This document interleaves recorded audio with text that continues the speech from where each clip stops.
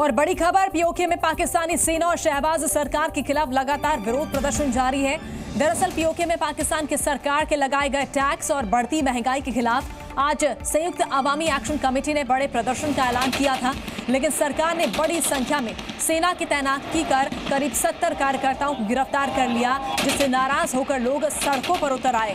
PoK में मीरपुर जिले की ददियाल तहसील में बड़े पैमाने पर विरोध प्रदर्शन हो रहा है। वहीं राज्य सरकार सेना की मदद से इस प्रदर्शन को कुचलने की कोशिश कर रही है। ये देखिए, दो तस्वीरें हम आपको दिखा रहे हैं किस तरह से पीओके में ये बगावत होती हुई दिखी।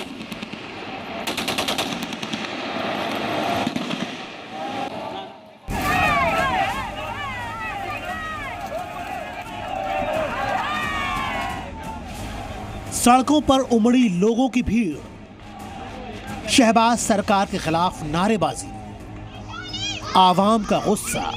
ये तस्वीर पीओके के मीरपुर की है, जहां पर लोग पीओके में पाकिस्तान की सरकार के लगाए गए टैक्स और बढ़ती महंगाई के खिलाफ प्रदर्शन कर रहे हैं। दरअसल पाकिस्तान बढ़ती महंगाई का सामना कर रहा है, जिसका असर अब उसकी सड़कों पर भी देखा गया।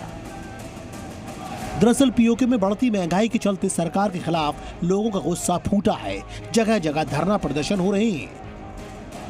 पीओके में इसी के खिलाफ संयुक्त अवामी एक्शन कमेटी आज बड़ा प्रदर्शन कर रही है, लेकिन सरकार ने बड़ी संख्या में सेना की तैनाती कर करीब 70 कार्यकर्ताओं को गिरफ्तार कर लिया, जिससे नाराज होकर लोग सड़कों पर उतर आए। पीओके में मीरपुर जिले की ददियाल तहसील में बड़े पैमाने पर विरोध प्रदर्शन हो रहा है। वहीं राज्य सरकार सेना की मदद से इस प्रदर्शन को कुचलने की कोशिश कर रही है। तस्वीरों में आप देख सकते हैं कि राज्य सरकार की मदद से सेना इस प्रदर्शन को रोकने के लिए किस तरह की तैयारी कर रही है।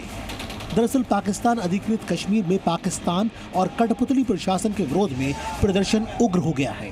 पिछले 4 महीने से महंगाई, अप्रत्याशित बिजली बिल और अन्य करों के विरोध में प्रदर्शन जारी है। क्षेत्र के निवासियों की चिंताओं का समाधान नहीं किया गया तो प्रदर्शन और तेज हो जाएगा, लेकिन लोगों की मांग को सरकार ने अनदेखा कर दिया। इसके बाद जनता का सब्र टूट गया और फिर जो हुआ आपके सामने। इस प्रदर्शन में महिलाएं, बच्चे और यहाँ तक के छात्र भी आगे आ गए हैं। अब छात्र आंदोलन में बड़ी भूमिका निभा रहे हैं। हालांकि आंदोलन से परेशान प्रशासन ने छात्रों को निशाना बनाना शुरू कर दिया है और इन पर बल प्रयोग किया जा रहा है, जिसकी तस्वीरें अभी हाल ही देखने को मिली थी। संयुक्त अवामी एक्शन कमेटी के प्रदर्शन के ऐलान के बाद से सेना और राज्य सरकार दोनों ही प्रदर्शन को रोकने की कोशिश कर रही है। सेना ने पीओके में धारा 144 लागू कर दी है ताकि लोग अपने घरों से बाहर न निकलें। इसको लेकर शुक्रवार को ही स्थानीय लोगों का गुस्सा फूट पड़ा और बड़ी संख्या में लोग राजधानी मुजफ्फराबाद, मीरपुर और ददियाल जैसे इलाकों में सड़कों पर उतर आए और उनका गुस्सा सेना पर ही निकला।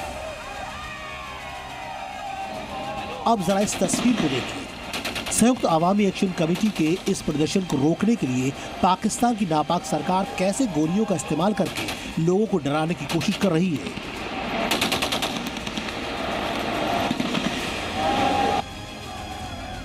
लेकिन सरकार आवाम का गुस्सा इस तरह से नहीं रोक पाएगी। आवाम का यह गुस्सा आज का नहीं है, यह गुस्सा पीओके की आवाम में बीते कई सालों से है, जो अब बाहर तेजी से निकल रहा है। पीओके में जिस तरह से पाकिस्तान का विरोध हो रहा है, उससे साफ लगता है कि पाकिस्तान में उठ रही बगावत की आवाज से पाकिस्तान फिर टुकड़ों में बंट जाएगा।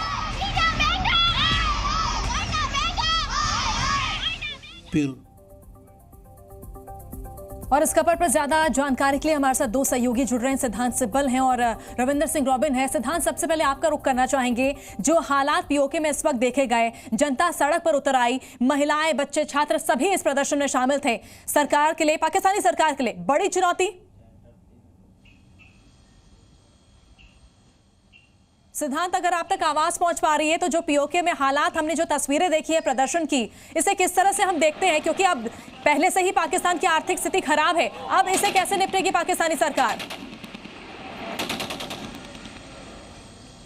देखिए, अगर हम पीओके के बारे समझें तो वहां पे पिछले कुछ महीनों से काफी डिसकंटेंट है। वहां पे अगर हम महंगाई देखें, जैसे आपने जिक्र करा, काफी बढ़ गई है और ट्रेडर्स भी प्रोटेस्ट कर रहे हैं। पर हाल फिलहाल में पिछले 24 घंटे में हमने देखा कि कैसे फोर्स का यूज हुआ है और कहीं ना कहीं जैसे हमने देखा है कि पुलिस अथॉरिटीज ने लाठीचार्ज भी करा, तो इससे और डिस्कंटेंट बढ़ेगा। मैं आपको बता दूं कि पाकिस्तान ऑक्यूपाइड कश्मीर को पाकिस्तान कहता है आजाद कश्मीर, पर वो इतना आजाद नहीं है। बल्कि अगर हम वहां की मीडिया की अगर बात कर लें तो ऐसा कहीं हमने देखा नहीं है कि एक बड़ी सुर्खियां बनी है। सोशल मीडिया की वजह से ही ये बात बाहर आई है कि कैसे वहां पे प्रोटेस्ट हो रहे हैं और हालात बद से बदतर होते जा रहे हैं। और हमें लगता है कि आने वाले कुछ दिनों में और ऐसे हालात खराब होने वाले हैं जैसे बिल्कुल, यानी कहा जा सकता है कि आने वाले दिनों में और हालात खराब हो सकते हैं। रविंदर सिंह रॉबिन भी हमारे साथ जुड़े हुए हैं। रविंदर सिंह, आपसे जानना चाहेंगे, जिस तरह के हालात इस वक्त नजर आ रहे हैं, जाहिर तौर पर पाकिस्तानी सरकार के लिए बड़ी चुनौती है, लेकिन क्या इसे किस तरह से देखा जाए, क्योंकि सड़कों पर जनता उतर चुकी है और अब उन पर इस तरह से कड़ा विरोध करना, यहां तक की खबर तो ये भी आई थी कि भारतीय झंडा तक लहराया गया था प्रदर्शन के दौरान।